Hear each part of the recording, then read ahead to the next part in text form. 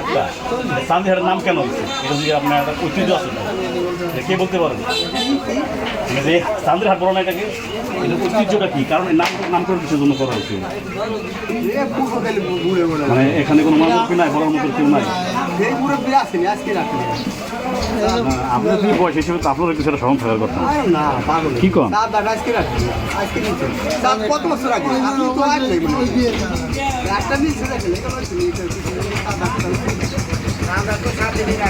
কোনো মুরব্বী নাই বলার মতো, মানে আপনার জানার মতো ভালো নাই কোনো মুরব্বী বলার মতো।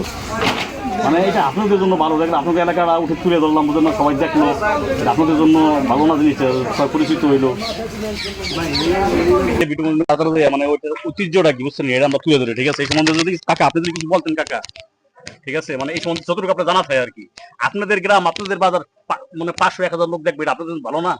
এই সম্বন্ধে আপনি কিছু জানেন কিনা যে চাঁদের হাট কেন নামকরণ করা হয়েছে, আর এটা ঐতিহ্য কি, এই হাটে সবচেয়ে কি ভালো কি জিনিস ওঠে? সব জিনিসই ওটা ভালো। পিএস পিএস পাট, এইটা হলো আমাকে বিখ্যাত চান্দ্রার। আচ্ছা, আর হলো এই যে শাকসবজি তো আছেই, তারপরে আপনার ওই যে আপনার ফল পাকলা সবকিছুই ওঠে আমাকে চান্দ্রার। এমন কোন ঐতিহ্য আছে যার কারণে এই চাঁদের হাট নামটা করা হয়েছে?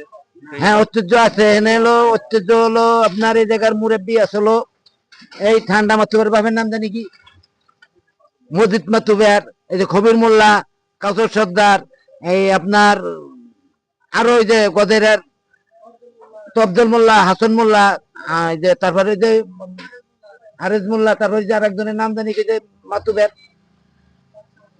না, ওই যে মোয়াইল ছিল তো, মোয়াইলের হাকিম রহম মাতুবের, খোরশেদ মোল্লা, এরাই এই হাটের নাম করছে। এই হাটটা আইসা হলো ট্যাংরা খোলা, একটা গ্যাঞ্জাম হইলো, এই গ্যাঞ্জামের থেকে এই হাটটা, আমি এটাই মূল জিনিস জিজ্ঞাসা করতে, এটা কাহিনী তো অবশ্যই আছে।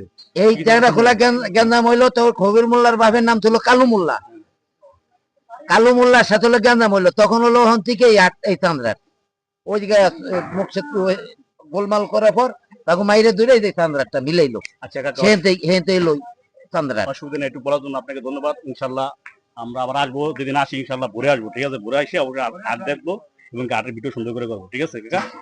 ওকে, আল্লাহ হাফেজ। বিভিন্ন জায়গায় একটা তৈরি করে সুন্দর জায়গাটা কি কারণে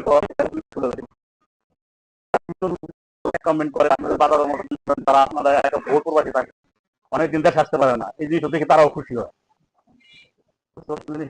অনেক প্রবাসী আছে 5 বছর 7 বছর 10 বছর দেশে আসতে পারে, অনেকেই মনে করেন তার নিজের এলাকায় করতে পারে কেউ।